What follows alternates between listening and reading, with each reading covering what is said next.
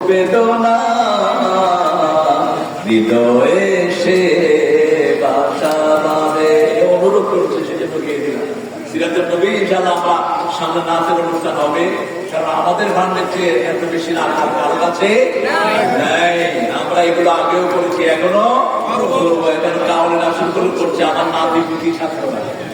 আমি ইনশাআল্লাহ আনবো, ইনশাআল্লাহ সামনে একটা প্রোগ্রাম হবে ঢাকাতে সেনেমালি, সেখানে সাইমুমের প্রাক্তন যে সমস্ত শিল্পী তারা আসবে। আপনারা ইতিমধ্যে পাচ্ছেন আমার অনেকগুলো নতুন গান আমি ছেড়েছি, 80টা নতুন গান ছাড়া হয়েছে, এগুলো gradually you will get it, আপনারা পাবেন ইনশাআল্লাহ। আপনারাও ছাড়েন। আমার এই যে বুড়া শিল্পী আছে, এই যে বুড়া শিল্পী, এই ফেনে আমার প্রথম শিল্পী এরা, হ্যাঁ এরা বুড়া হয়ে গেছে। শিল্পী বুড়া হলে শিল্পীর দাম বাড়ে, ঠিক কিনা? বলবো কণ্ঠটাকে কাজে লাগাও। যা সুন্দর কণ্ঠে আছে এগুলো ইন্টারনেটে পুট করে দাও, এগুলো আল্লাহ শ্রোতা তৈরি করে দেবেন। আমরা এখন দোয়ার দিকে যাব। আমি শিল্পীর ভাইয়ের আমার জন্য দোয়া চাচ্ছি।